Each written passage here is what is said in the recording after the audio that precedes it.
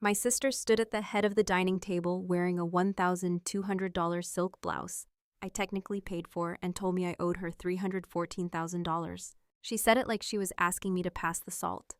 Calm, casual, entitled. Like this had always been the plan. I didn't scream. I didn't laugh. I didn't even blink. I just looked at her. Then I reached into my bag, pulled out one piece of paper, and slid it across the mahogany table. No speech. No warning, just paper. By morning, her entire life collapsed. But that didn't start there. It started the second I walked through my parents' front door. 8 months overseas will mess with your sense of normal. Everything feels too quiet when you get back. Too soft, too easy. I just wrapped an exhausting deployment, long hours. Zero margin for error. My job was logistics, which meant if something went wrong, it was my fault. Supplies, timing, coordination, every detail mattered. So yeah, I was tired. Not I need a nap tired. More like if one more person asked me for anything, I might disappear into the woods tired. All I wanted was one quiet dinner. Just food, maybe small talk, then sleep in a real bed that didn't feel like a punishment. That was the expectation. That was the mistake. The house looked the same. Same white siding, same trimmed hedges, same porch light that never quite worked right. I grabbed my bag from the trunk, walked up the driveway, and stepped inside. And immediately knew something was off. The air felt tight, like someone had already said something they couldn't take back. The dining room lights were on, too bright, too intentional. All three of them were already seated, waiting. Barbara me mother's at straight hands folded like she was about to lead a meeting. Tomas me dad was quiet, shoulders slumped, avoiding eye contact. And Chloe. Of course Chloe. Perfect posture, perfect hair, perfect tears sitting right at the edge of her lashes like they'd been scheduled. She looked up the second I walked in. Sloan, she said softly, like we were in a movie, like she needed sympathy. That's when I knew this wasn't dinner. This was an ambush. I didn't say anything at first. I just set my bag down by the wall and took a seat. No one offered me water. No one asked how I was. 8 months gone and the welcome home was silence. Then Chloe sniffed, right on cue. I didn't want it to come to this, she said. Of course she didn't. That would require planning ahead. I leaned back in my chair, studied her. The blouse caught my eye first. Silk, cream-colored, designer, I'd seen it before. Not on her, on my bank statement. I didn't interrupt. I let her talk. People like Chloe always tell on themselves if you give them enough space. It's just been really hard, she continued. The business. Things didn't go the way I expected. That was a nice way of saying I lit money on fire and called it entrepreneurship. I glanced at my dad, still looking down, then at my mom. Barbara gave me a tight smile, the kind that says, you're about to do exactly what I want. And there it was.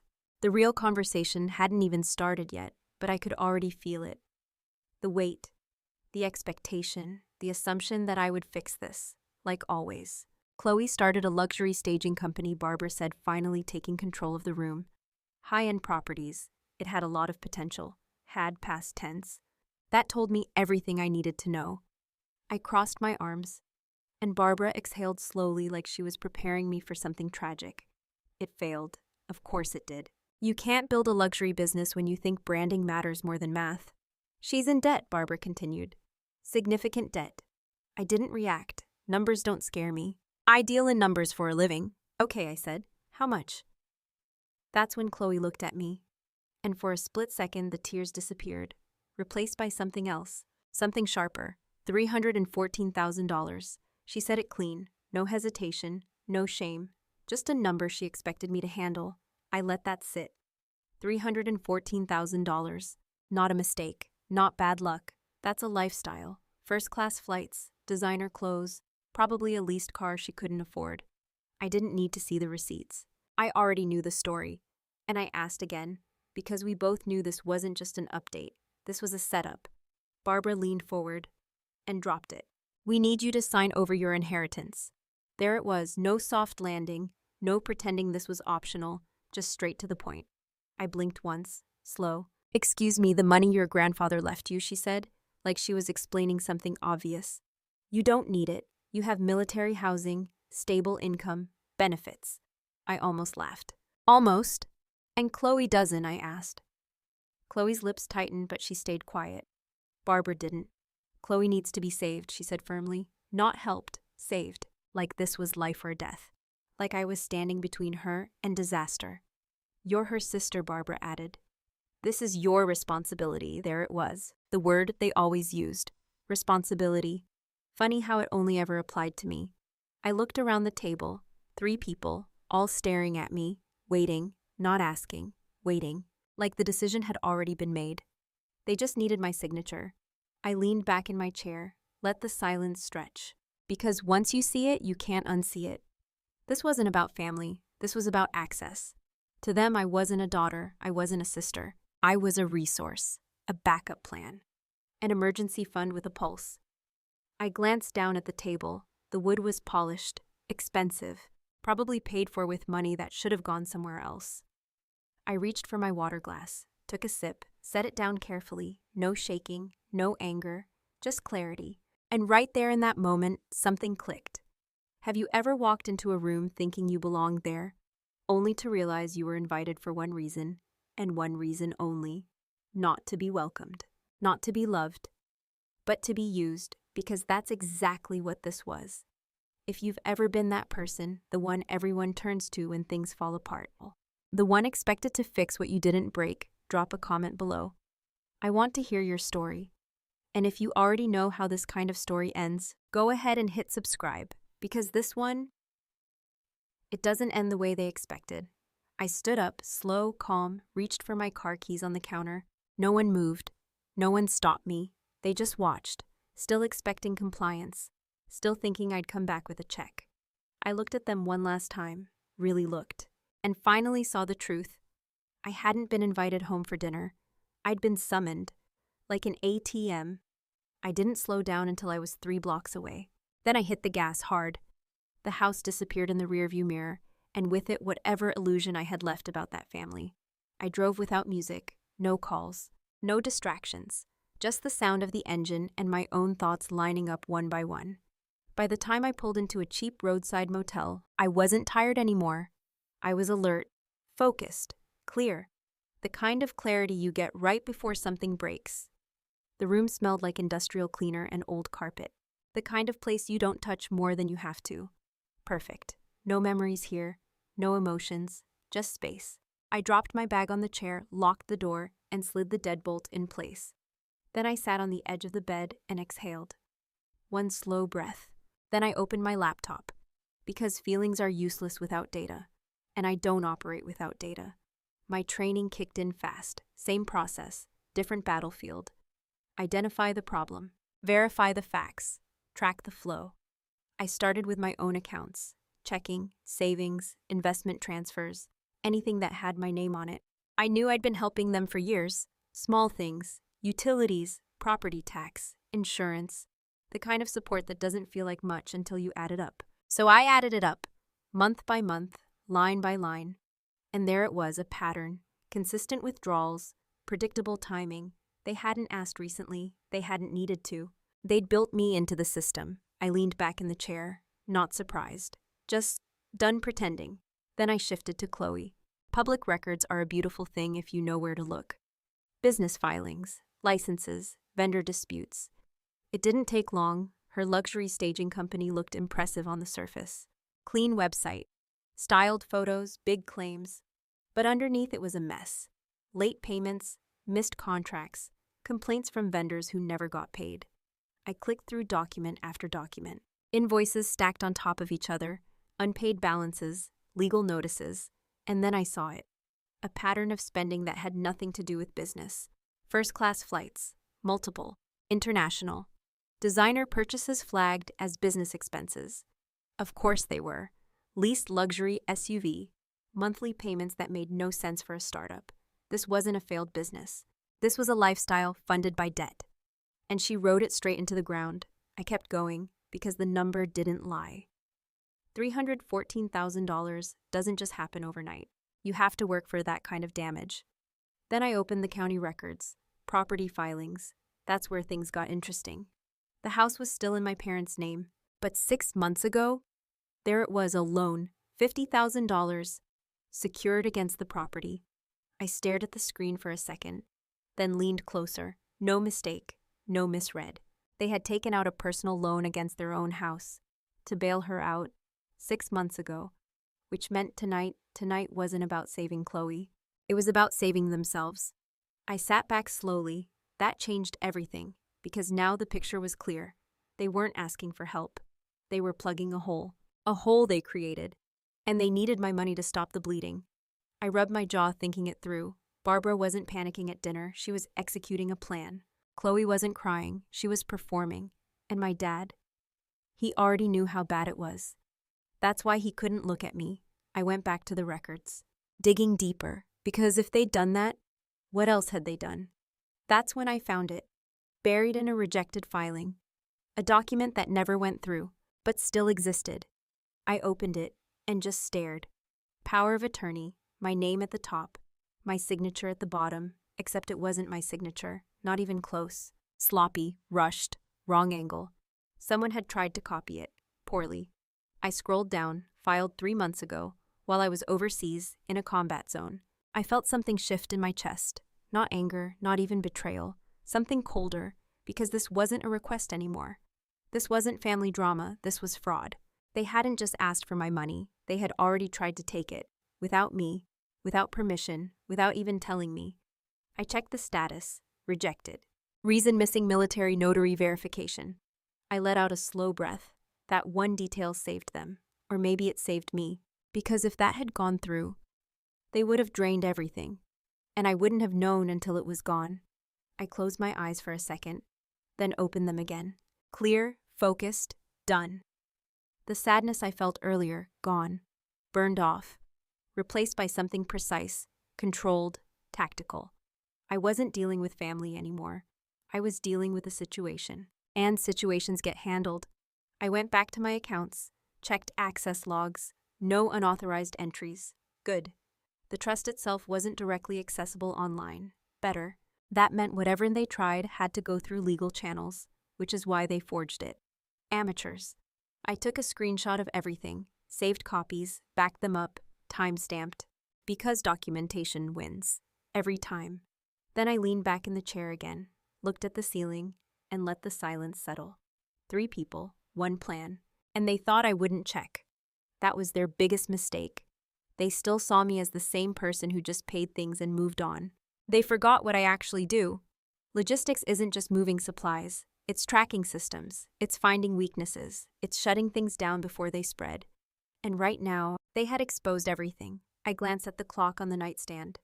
3 a.m., of course it was. This is when things get decided. Not in the moment.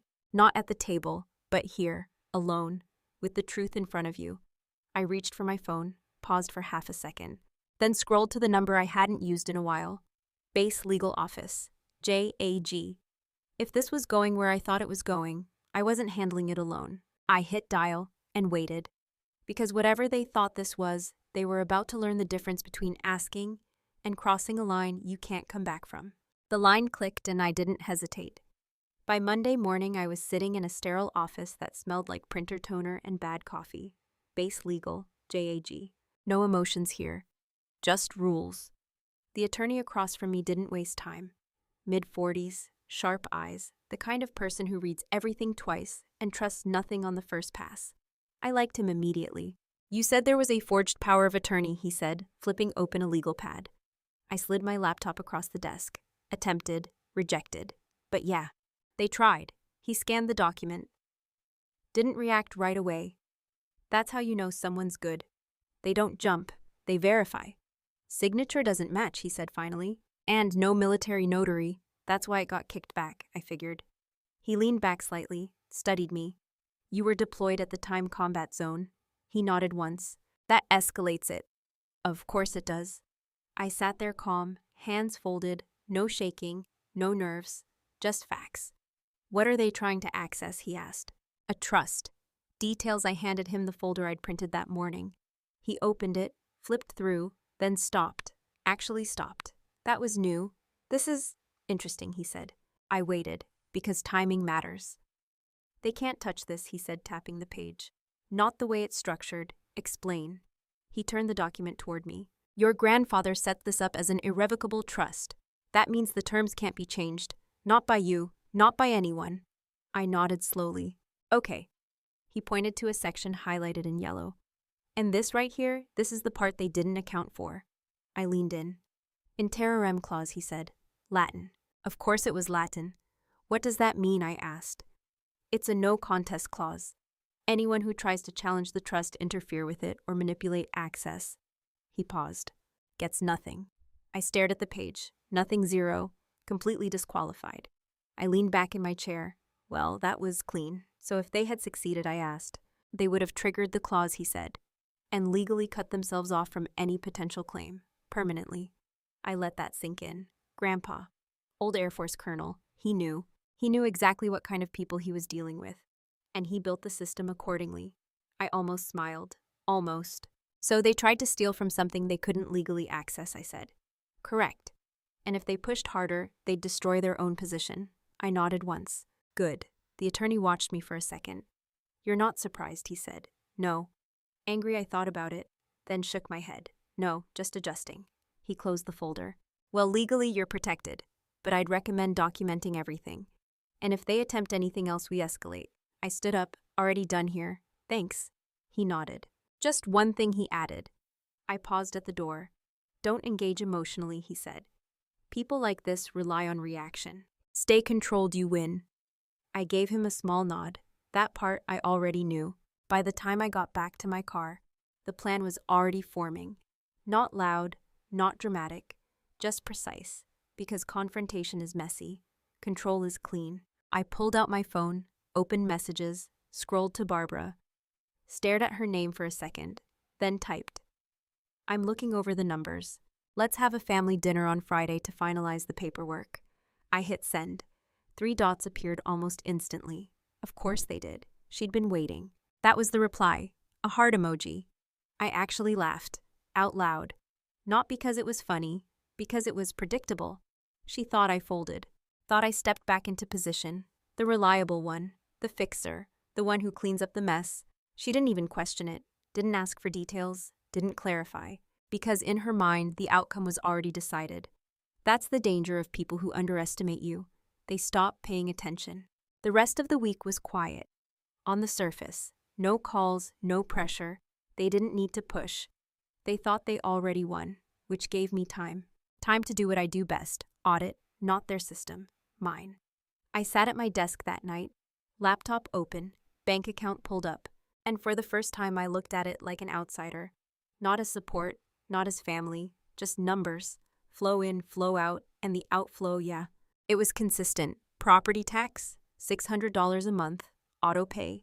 Cell phone plan, 4 lines. All under my account. Chloe's car insurance. Of course it was. Because responsibility always lands in the same place. I stared at the screen for a long moment. Not emotional, just aware. Every month I'd been stabilizing their lives. Quietly, automatically. No discussion, no appreciation, just expected, like oxygen. I moved my cursor to the first line. Property tax. Clicked. Cancel auto pay. A small confirmation box popped up. Are you sure? I didn't hesitate. Yes. Gone. Next. Cell phone plan. Cancel. Yes. Gone. Chloe's car insurance. That one almost made me smile. Cancel. Yes. Gone. 3 clicks. That's all it took. Years of support. Cut in under a minute. No announcement. No warning. No speech. Because real control doesn't need attention. It just happens. I leaned back in my chair, hands resting on the armrests, and waited. Not for a reaction, for the timing, because nothing hits immediately. Bills don't bounce the second you cancel. They wait, they process, then they fail. And when they fail, that's when people notice. That's when panic starts. I checked the calendar. End of the month was close. Perfect. That gave me a window. Friday dinner would come first. Their victory moment. Their assumption that everything was handled. And then the system would start collapsing, quietly, one bill at a time. I closed the laptop, stood up, walked over to the window. The city was calm, normal, unaffected, which is always strange, because somewhere something is always about to break. And most people don't see it coming, but I do, because I don't wait for impact. I said it. Friday came faster than expected. The house looked exactly the same. Of course it did. From the outside, nothing had changed. That's the thing about pressure. It builds internally, invisible, until it isn't. I parked the car, sat there for a second, then grabbed my bag and stepped out. The front door opened before I even knocked. Barbara, smiling, warm, welcoming, like none of this ever happened. "Sweetheart," she said. I nodded once, walked past her. The smell hit me immediately. Roasted lamb, garlic, rosemary, effort. They went all out. Of course they did. You don't celebrate before a win. You celebrate because you think you already have it. Chloe was already at the table, relaxed, scrolling on her phone. She looked up and smiled. "Hey, Slow." Casual, like she didn't just ask me for $314,000, like this was normal. I took my seat, set my bag down beside me, and folded my hands on the table, calm, controlled, exactly where I needed to be, because the financial guillotine was already in place, ticking, quiet, invisible, and while they poured wine and passed plates, they had no idea the countdown had already started. I pulled out my chair and sat down like I'd never left. Same table, same seats, different game. Barbara moved first. Of course she did. She poured wine into my glass before I could say no, full pour, generous, like she was celebrating something. "Welcome home," she said, smiling too wide. I gave a small nod, didn't touch the glass. Chloe was already mid-conversation, something about flights. "I found this amazing place in Tulum," she said, scrolling through her phone. "Private villa, oceanfront. I just need a few days to decompress after all this stress."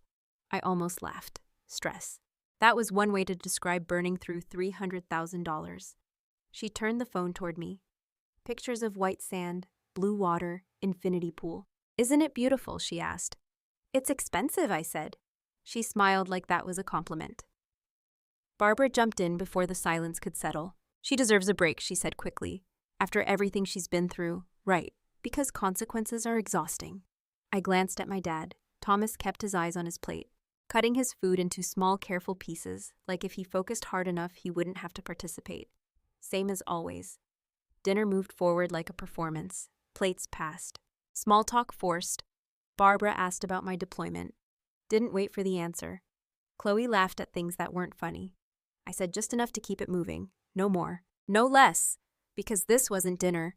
This was positioning, and everyone at the table knew it. By the time dessert came out, something expensive and unnecessary. The energy shifted. Subtle, but there. Barbara placed her fork down first. That was the signal. She reached beside her chair and pulled out a folder. Thick, printed, prepared. She placed it on the table in front of me, centered, like a final offer. "We had a local attorney draft this," she said, her tone smooth, controlled. "Just to make everything official. Of course they did. I didn't touch it. Didn't even look down." Chloe leaned forward, already smiling. This part she'd been waiting for. She slid a pen across the table toward me. Slow, deliberate. It stopped right in front of my hand. "Thank you for doing the right thing, Slow," she said softly. "Family is everything." There it was, that word again, family, used like leverage, used like a weapon. I looked at the pen, then at her, then at the paper. Still untouched. Silence stretched across the table. They were waiting, again. Same look, same expectation, different outcome. I reached forward, not for the pen, for the folder, pulled it closer, opened it, flipped through the pages slowly, because details matter, even when the outcome is already decided. Voluntary transfer of assets, I read out loud. Nice title. Makes it sound like I had a choice. I kept flipping. Generic language, basic structure. Whoever drafted this didn't expect pushback. Just a signature, just compliance. I closed the folder, set it down carefully, then leaned back in my chair. "No," I said, just one word, flat, even, not loud, but it landed. Chloe blinked. Barbara's smile didn't move. "Not yet. I think you were misunderstanding," Barbara said, her voice tightening just a little. "This isn't optional, Sloan. This is what needs to happen." I held her gaze, didn't flinch. "I understand exactly what this is," I said. Chloe shifted in her seat. The confidence cracked for half a second. Then she pushed forward again. "You said you were looking over the numbers," she said. "You agreed to finalize everything tonight." I nodded once. I did. Then I reached into my jacket, slow, deliberate, and pulled out a single document. Heavy paper, watermarked, official. I placed it on the table, right over their contract. "No," I repeated. "I'm not signing your paper." I tapped the document once. I brought my own. That's when the room changed. You could feel it. Like the air got pulled out all at once. Barbara's smile dropped. Fast. What is this? She asked, but she already knew it wasn't what she expected. She grabbed the document, harder than necessary, started scanning it. Fast at first, then slower, her eyes moving left to right, trying to process, trying to catch up. Chloe leaned over her shoulder. What does it say? She asked, her voice sharper now. I stayed where I was, hands folded, watching, because this part doesn't need narration. It explains itself. Barbara's eyes hit the second page and stopped. Actually stopped. Her grip tightened on the paper. I saw it. That moment. That exact second when confidence turns into confusion. Then confusion turns into fear. What is this? She said again. But this time it wasn't controlled. It was strained. I didn't answer right away. Let her sit in it. Let her read. Let her understand. Because legal language has a way of cutting through denial. Slow, precise, permanent. Chloe grabbed the document from her, started reading herself. Faster, less careful. That's how people miss details. That's how they get caught. This doesn't make sense, she said quickly. You can just transfer it. It's your money. I tilted my head slightly. No, I said. It's not. That got her attention. What do you mean it's not? She snapped. I leaned forward just enough to make it clear I wasn't moving from this position. It's in an irrevocable trust, I said. Set up by Grandpa. Barbara's face went pale. Just a shade.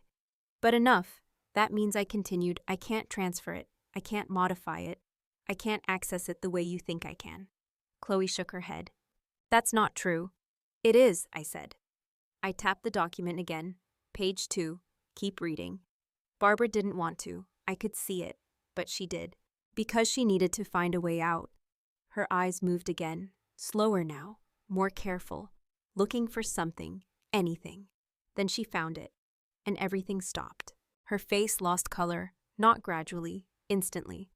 Like someone flipped a switch. Her mouth opened slightly. Closed. Opened again. No words. Just silence. Chloe noticed. What she demanded. What is it? Barbara didn't answer. Couldn't, because she understood. Even if Chloe didn't, not yet. I leaned back in my chair, watched them both, and waited. Because once you see it, you can't pretend you didn't. And right there in that moment, everything they thought they controlled started slipping through their hands. I let the silence sit just long enough to hurt. Barbara was still staring at the page like it might change if she blinked hard enough. It didn't. It never does. Chloe grabbed the document again, flipping back and forth like speed would help her understand something she wasn't trained to read. This doesn't make sense, she said louder now. You can just move the money. It's yours. I exhaled slowly, then leaned forward. Grandpa knew exactly who you were, Mom, I said. That landed. Barbara's head snapped up. Sharp, offended. How dare you? I didn't raise my voice. Didn't need to. The trust is irrevocable, I continued calm. Even. That means it doesn't change. Not for you. Not for me, not for anyone. I tapped the document once. I can't transfer the funds, even if I wanted to. Chloe shook her head harder now. That's not true. There's always a way. I almost smiled. There isn't. Barbara's shock cracked. And what came through wasn't confusion anymore. It was rage. Pure, immediate, loud. This is unbelievable, she snapped. After everything we've done for you, this is how you repay us. There it was, the rewrite. The part where I owed them. I leaned back in my chair, took a sip of water. Let her go, you come into this house, she continued, voice rising, and act like you're above your own family. Your sister is drowning and you're sitting there quoting paperwork. I set the glass down carefully. No, I said. I'm sitting here reading facts. Chloe's breathing changed. Short, fast. Panic setting in. Because reality doesn't negotiate. You're ruining her life, Barbara said, pointing at me now. Do you understand that she trusted you? We trusted you. I held her gaze. Steady, I didn't forge a federal document while my sister was deployed in a war zone, I said. That stopped her. Just for a second. Long enough. I leaned forward slightly. That carries a 5-year federal prison sentence, I added. Silence. Real silence this time. Chloe froze. Completely. Her mouth opened, but nothing came out. Barbara's face shifted again. Not rage, not yet. Fear. What are you talking about, she said, but it came out weaker than she wanted. I reached over, flipped the document to the second page, turned it toward them. This I said. Cease and desist. Clean. Official. Direct. Drafted that morning. Chloe grabbed it. Read the first line. Then the second. Her hand started shaking. I didn't, she started. Then stopped. Because she didn't know which lie to use.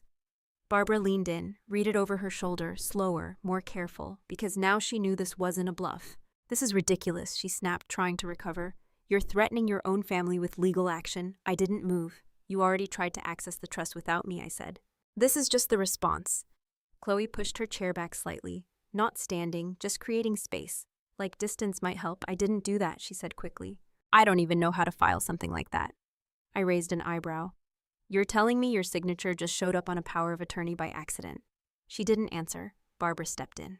Even if something was filed, she said, forcing control back into her voice, it clearly didn't go through. So no harm done.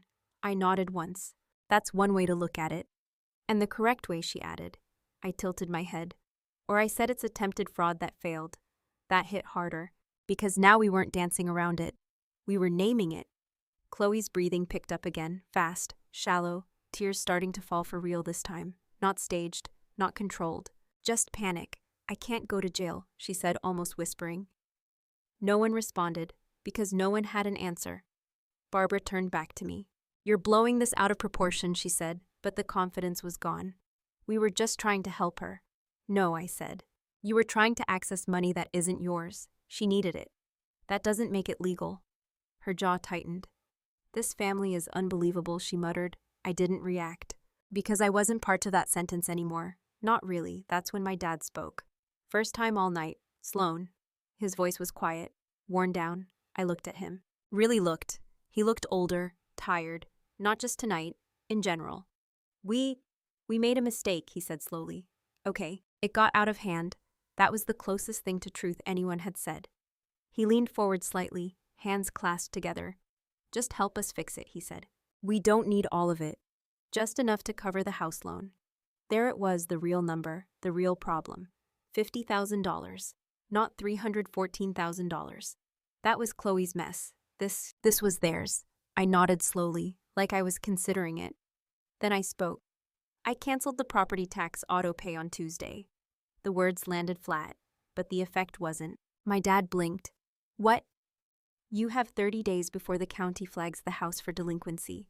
I continued. No emotion, just information. Barbara stared at me, like she didn't understand the language anymore. What, she said.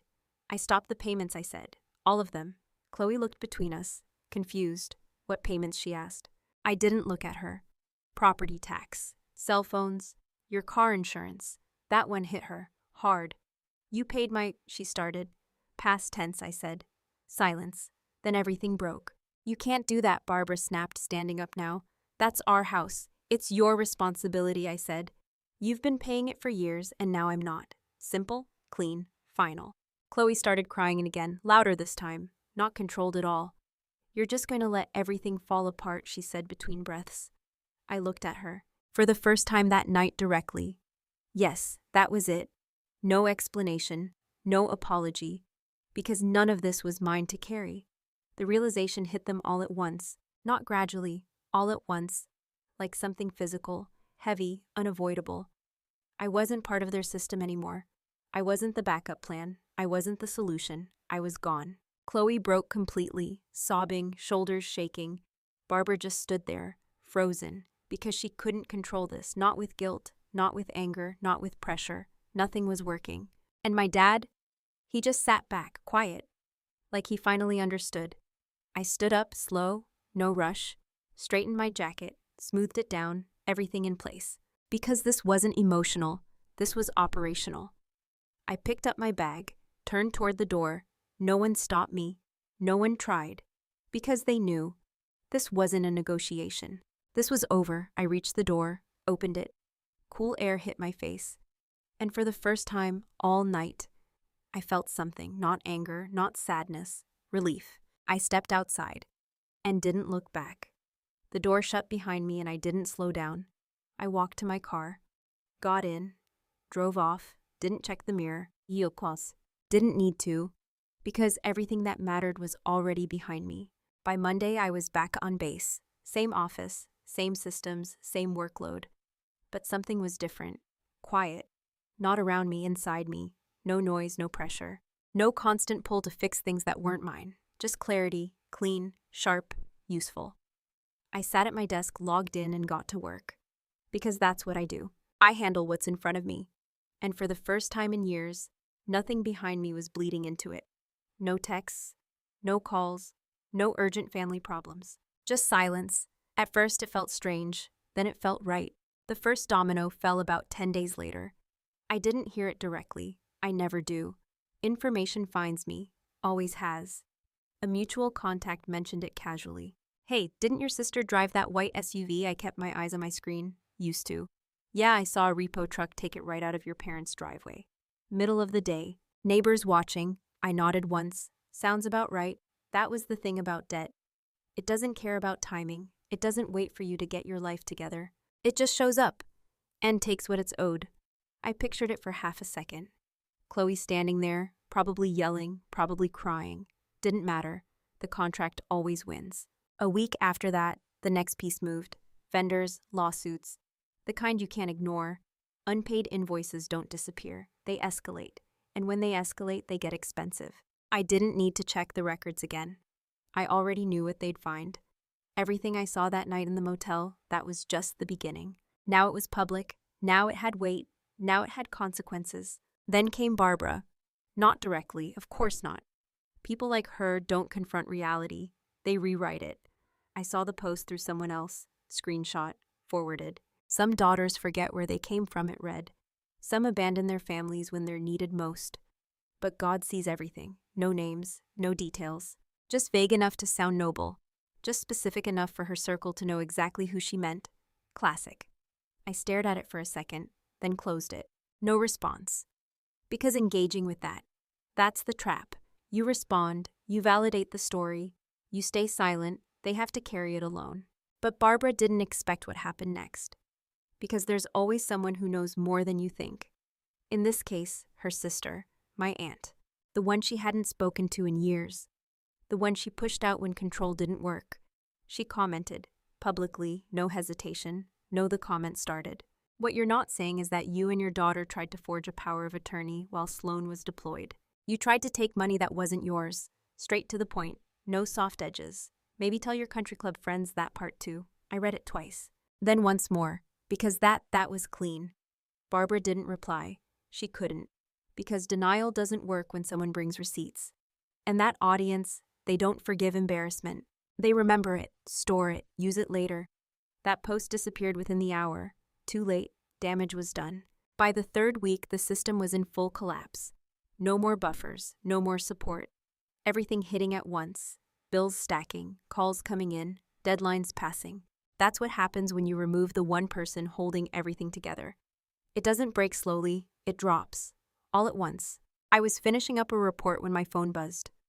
Unknown number. I let it ring once, twice, then sent it to voicemail. If it's important, they'll leave a message. They always do.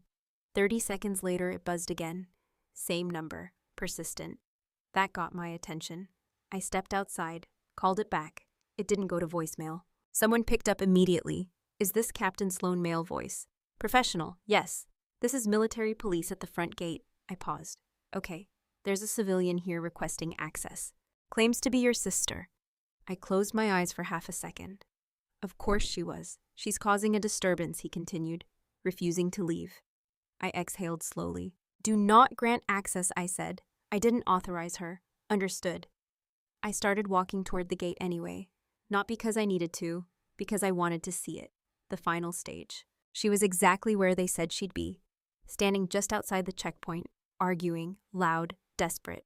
Not composed, not controlled. Nothing like the version of her I grew up with. 2 MPs stood between her and the entrance. Calm, unmoved, trained. I just need to talk to her, Chloe was saying. This is ridiculous. I'm her sister. One of the MPs responded steady. You're not authorized on this installation. You need to leave. I'm not leaving until I see her. I stopped about 20 feet away, just watched. Because this wasn't my problem anymore. This was policy, and policy doesn't care about emotion. One of the MPs noticed me, walked over. Captain, he said quietly, you know this individual. Yes. You want to speak with her? I shook my head. No, simple, final. He nodded once, turned back. That was all it took. Chloe saw me then. Of course she did. Her entire posture changed. Sloane, she shouted. Finally, thank God, you have to help me. I didn't move, didn't respond. She tried to push forward. The MPs stepped in immediately, firm, controlled, hands up, blocking. You need to step back, one of them said. This is insane, she snapped. You can't keep me from my own sister. They didn't react, because they've heard it all before. Different people, same script. You are trespassing on federal property, the other MP said.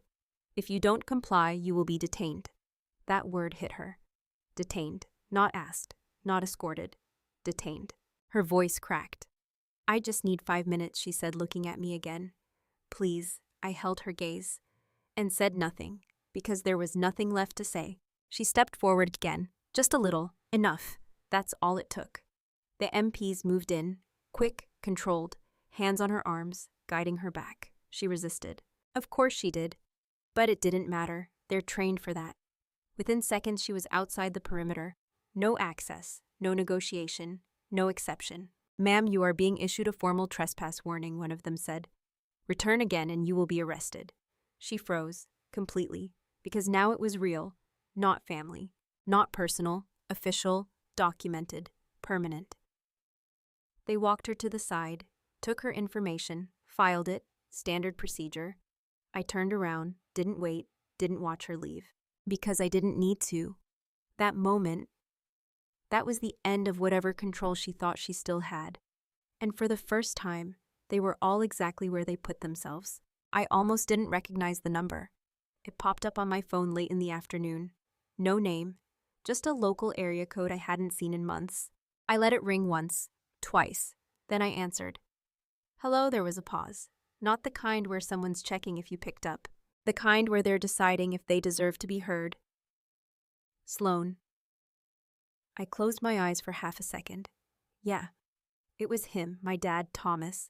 I hadn't heard his voice directly since that dinner. 6 months, no messages, no updates, nothing. Just silence and consequences. You got a minute, he asked.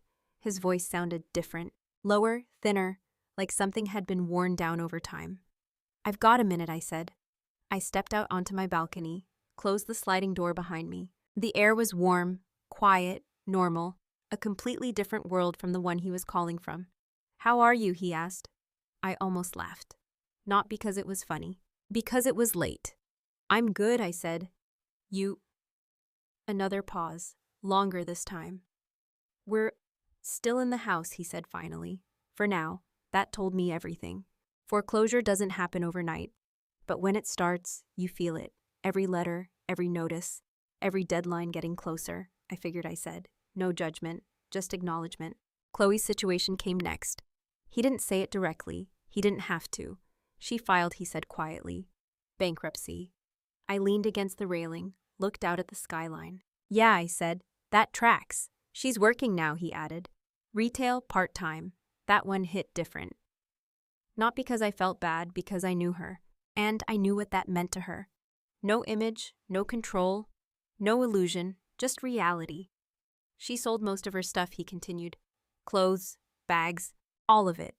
I nodded slowly, even though he couldn't see me. Legal fees, I asked? Yeah, of course. Actions cost money, especially when lawyers get involved. We stood there in silence for a few seconds. Not awkward, just real. Then he said it. I'm sorry, simple, direct, no setup, no excuse. Just those 2 words. I didn't respond right away, because I needed to hear what came next, and he didn't disappoint. We messed up, he said, not just with the money, with everything. His voice cracked slightly, but he kept going. We put everything into her, protecting her, covering for her, fixing things before they got too bad. I stared out at the horizon, listening. We told ourselves it was temporary, he continued, that she'd figure it out, that she just needed time. He let out a quiet breath. But she never had to figure it out, he said, because we never let her fail. There it was. The truth, not dressed up, not softened, just accurate. And you, he added. I didn't move, didn't speak, just listened. We expected you to carry it, he said, quietly, like you always did. His voice dropped lower. We sacrificed you to protect her. That one landed. Hard. Not because I didn't know it, because he finally said it out loud. And we ruined both of you in the process. Silence. Heavy. Complete. I leaned forward slightly, rested my forearms on the railing, looked down at the street below. Cars moving, people walking, life going on. I appreciate you saying that, I said. And I meant it. Not forgiveness, not closure, just acknowledgement. That doesn't fix it, he added quickly. No, I said. It doesn't. Another pause. Then he asked the only question that mattered, not about money, not about help, not about solutions. Just one thing. Will you ever come home? I let that sit. Because words matter, and so does what they mean. Home. That word used to mean something different. It used to mean obligation, expectation, pressure. Now it meant distance, clarity, choice. I straightened up, looked out at the sunset, orange and gold stretching across the sky, calm, unbothered. For the first time in a long time, I felt light, not relieved, not happy, just free. 30 years of being the backup plan, the responsible one, the one who fixes everything, gone, not slowly, all at once, because I let it go. I picked up the phone again, held it steady. I am home, Dad, I said. He didn't interrupt, didn't argue. He just listened. I just don't live with you anymore. Silence, then a quiet exhale, like something finally settled on his end too. I understand, he said. And for the first time, I believed him. We didn't drag it out, no long goodbye. No forced emotion, just a pause. Then the call ended, the screen went dark. And the sound of that line disconnecting didn't feel like loss, it felt like a door closing. One I didn't need open anymore. I stood there for a minute, phone still in my hand, watching the sun drop lower, everything quiet, everything steady. And for the first time in my life, there was nothing pulling me backward, no guilt, no obligation, no noise, just space. And in that space, I could finally decide what came next. I wake up before my alarm most days, not because I have to, because I can. No noise, no stress, no messages waiting to pull me into someone else's problem. Just quiet, real quiet. The kind that used to feel unfamiliar, now it feels earned. I get up, make coffee, and stand by the window for a minute before the day starts. Same view, same routine, different life. The promotion came 3 months ago, major. It wasn't a surprise. It also wasn't handed to me. Every report, every operation, every detail logged and tracked over years. That's how you move up in logistics. You don't get noticed for being loud. You get noticed for being right. Consistently. I didn't celebrate the way most people do. No party, no big announcement. Just a quiet dinner with a couple of people who actually showed up for me when it mattered. No expectations, no strings. Oh, that's the difference now. Everything in my life is clean, simple, intentional. The trust is still there, untouched, exactly where Grandpa left it. I check it maybe once a month, not because I need to, because I respect it. $850,000, growing, protected, locked in place by someone who understood the situation better than I did at the time. He didn't just leave me money, he built a system. One that didn't rely on emotion, one that didn't bend under pressure, one that made sure I couldn't be manipulated into giving it away. That wasn't luck, that was strategy. And now I understand it, every part of it. I heard about my parents through other people, not directly. That door stayed closed. They sold the house, had to, no way around it. Downsized to a small apartment on the edge of town, nothing fancy, nothing extra, just enough. Chloe moved out, had to, no space, no money, no support system left to lean on. Last I heard, she's still working retail, keeping her head down. No trips, no luxury, anything. Reality has a way of resetting priorities. I don't follow it closely. I don't need to, because their story isn't mine anymore. That dynamic we had, it didn't survive, couldn't. It only worked when I was there to absorb everything, to fix it, to carry it. Once I stepped out, there was nowhere for it to go, so it collapsed. Not because I attacked it, because I stopped supporting it. That's the part people don't understand. You don't have to destroy something to end it. You just have to stop holding it up. I've had people ask me if I regret it, if I feel guilty, if I miss them. I think about that sometimes, not long, just enough to answer honestly. No, I don't regret choosing clarity over chaos. I don't feel guilty for setting a boundary that should have been there years ago. And I don't miss being treated like a solution instead of a person.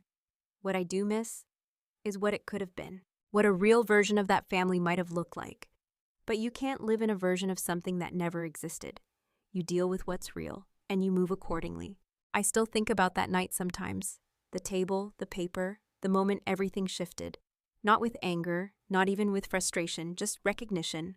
That was the moment I stopped negotiating with people who only saw value in what I could give them. That was the moment I stopped volunteering for a role I never agreed to. And that changes everything. They expected me to fall on my sword, because I was the soldier of the family, the one who could take it, the one who always did. What they forgot is that soldiers aren't trained to sacrifice blindly. We're trained to assess threats, to recognize patterns, to respond when something doesn't make sense. They set an ambush and expected me to walk into it. They forgot I've spent my entire career spotting those. If you're watching this right now, I want you to think about something. Not in a dramatic way, not emotionally, just clearly. Are you carrying something that was never yours to begin with?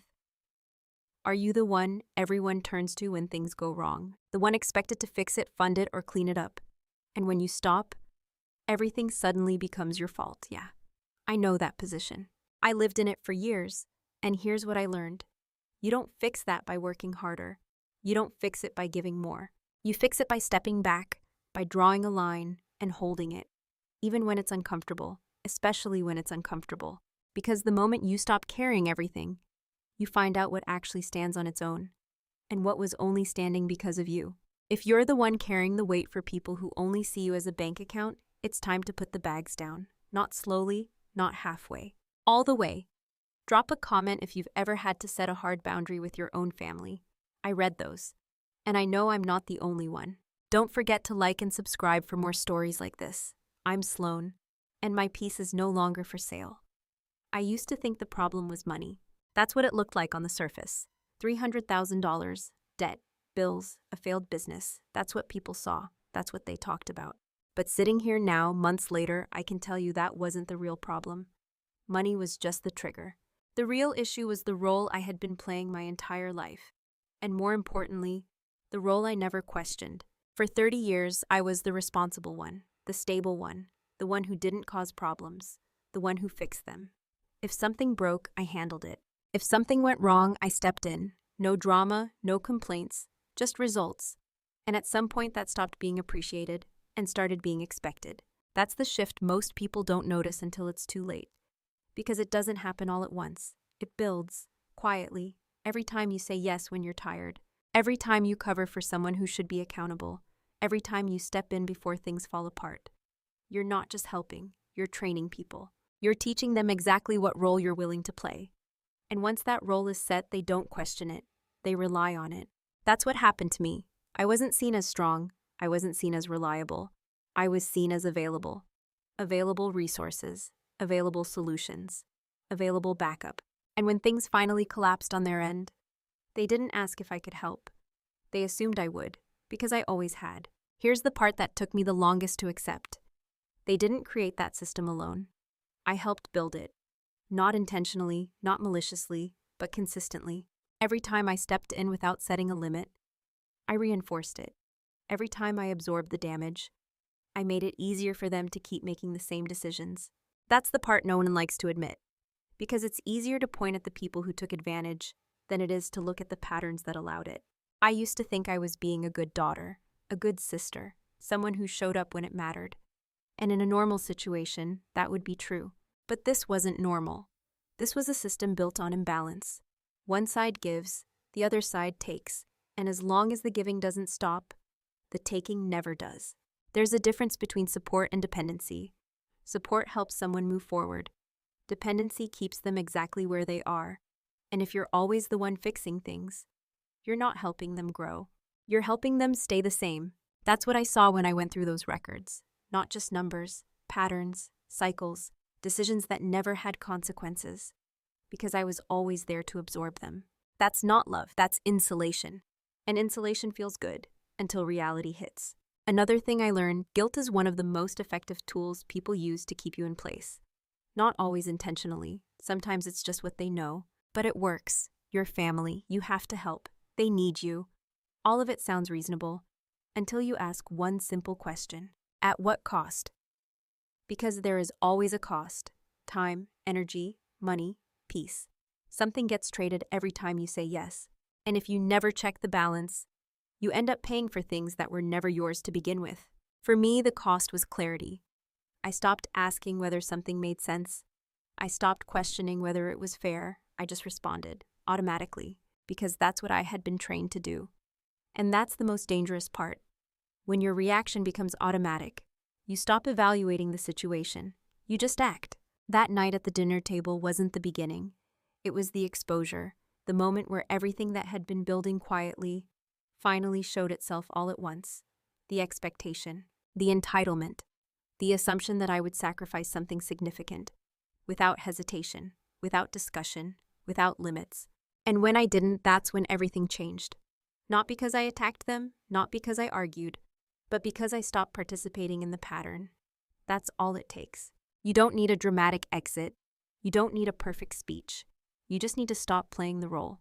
Here's something I wish I understood earlier. People don't always respect what you give, but they always notice what you stop giving. That's when the pressure comes. That's when the guilt shows up.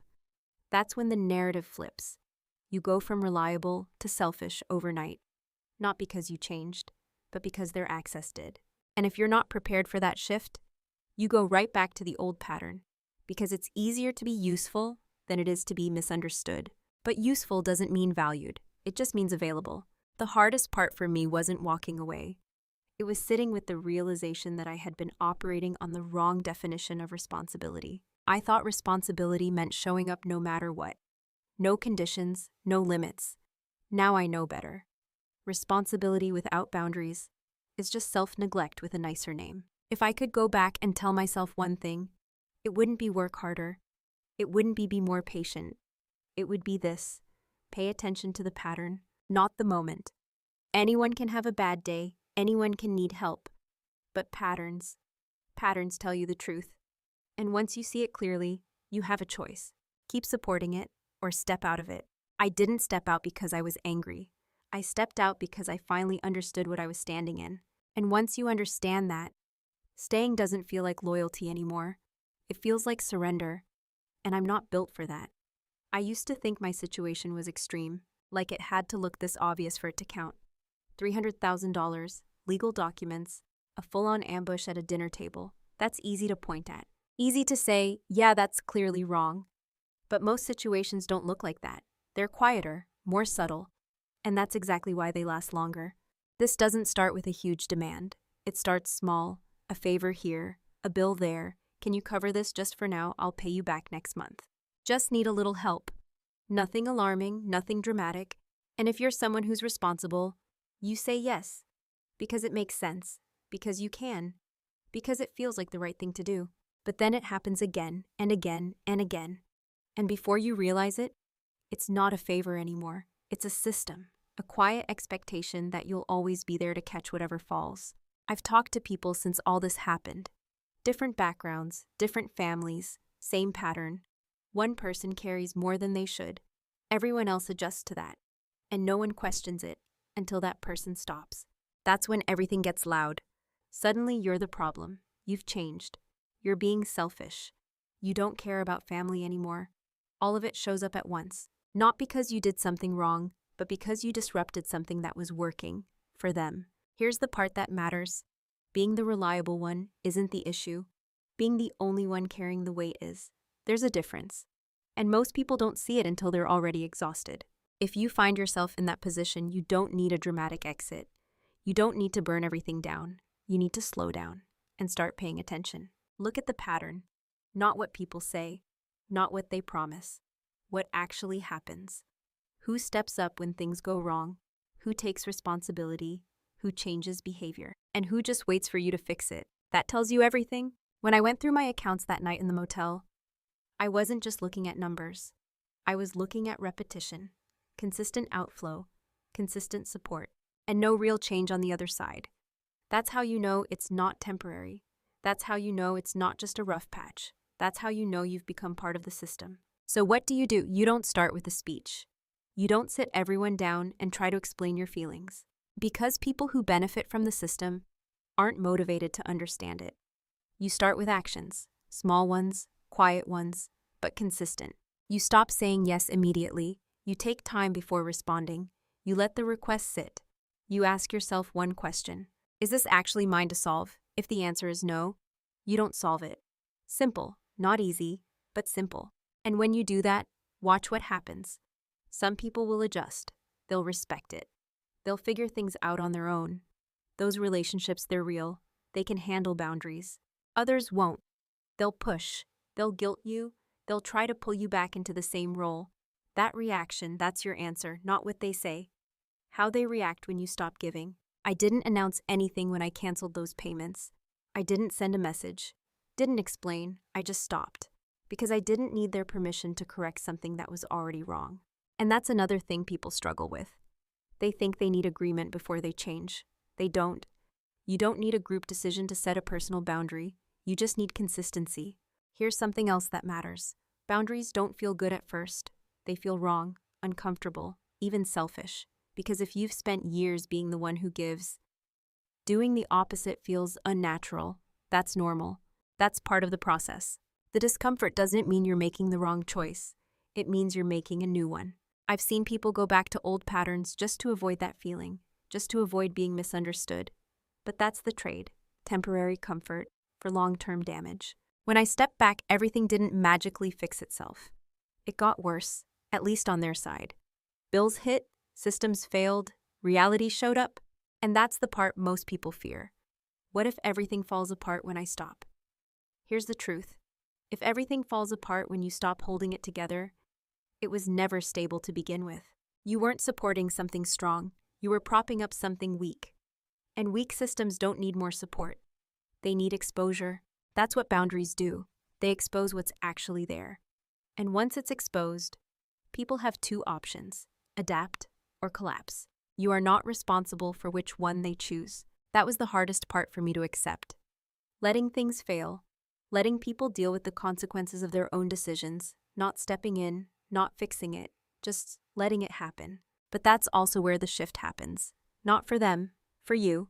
Because once you stop reacting automatically, you start choosing intentionally where your time goes, where your energy goes, who has access to you, and under what conditions. That's not selfish. That's awareness. And once you operate from that place, everything changes. Not overnight, not perfectly, but permanently. Because now you're not just reacting to what happens. You're deciding what you allow. And that's a completely different position to be in. If I could go back 10 years, I wouldn't tell myself to work harder. I wouldn't tell myself to be more patient. I wouldn't tell myself to keep the peace. I'd tell myself something much simpler. Draw the line sooner. Not when things fall apart. Not when you're exhausted. Not when you're forced into a corner. Sooner. Because the longer you wait, the more expensive that line becomes. I used to think boundaries were something you set when things got bad. Like a last resort. Something you pull out when you've tried everything else. That was the mistake. Boundaries aren't a reaction. They're a standard. They're something you set early, so you don't end up in situations like mine in the first place. And here's the part most people don't want to hear. You don't need a reason that everyone agrees with. You don't need permission. You don't need to explain it in a way that makes everyone comfortable. You just need to decide and hold it. I spent years explaining, trying to be understood, trying to make sure no one felt hurt by my decisions. All that did was delay the moment I had to actually make one. You don't need a perfect explanation to say no. No is already complete. Another thing I wish I understood earlier. Silence isn't strength. Endurance isn't always noble. And being the one who can handle it doesn't mean you should. There's this idea that if you can carry more, you should. That if you're capable, you're responsible. That if you don't step in, everything will fall apart. And sometimes that's true. Things will fall apart, but that doesn't automatically make it your job to hold them together. Because here's the reality. Some systems only exist because you're holding them up. Not because they work, not because they're healthy, but because you keep compensating for their weaknesses. The moment you stop, you see what's actually there. And that can be uncomfortable, even painful. But it's also honest. And you can't fix something honestly until you see it clearly. There's also this belief that family should come first no matter what. I believed that for a long time. And I still believe family matters. but not at the cost of your identity, not at the cost of your stability, not at the cost of your peace. Family isn't supposed to be a system where one person absorbs everything. That's not support. That's imbalance. And if a relationship only works when you're sacrificing constantly, it's not a relationship, it's a dependency. Here's something else. You don't have to wait until everything explodes to make a change. You can start small. You can start quiet. You can start today. Don't answer immediately. Give yourself time. Let the request sit. You'll be surprised how different your answer feels after a few hours. Don't over-explain. The more you explain, the more room you give for negotiation. And not every decision is open for discussion. Don't take on things that aren't yours. Just because you can solve a problem doesn't mean it belongs to you. And most importantly, watch how people react when you change. Not what they say. Not the promises they make, how they react. If they respect your boundary, even if they don't like it, that's a relationship worth keeping. If they push, guilt, manipulate, or try to pull you back into the same role, that tells you everything you need to know. You don't have to argue. You don't have to convince them. You just have to stay consistent. Because consistency is what makes a boundary real. Not one conversation, not one decision, but repetition. I didn't change everything overnight. I made one decision, then I stuck to it. And over time, everything else adjusted around it. That's how you take control back. Not by fighting, not by proving a point, but by choosing what you allow and what you don't. There's one more thing I want to say, and this one matters. Peace isn't something you find, it's something you protect. You protect it with your time, with your decisions, with the people you allow into your space. And sometimes, protecting it means stepping away from people you thought you'd always have in your life. That's not failure, that's clarity. If this story felt familiar in any way, if you've ever been the one carrying more than your share, you're not alone. There are a lot of us out here learning the same lesson. Some early, some late, but all of us eventually. If you want more stories like this, real revenge stories, real family drama that actually give you something you can use, go ahead and subscribe. Because sometimes the most important thing you can do is stop waiting for things to change and finally choose yourself.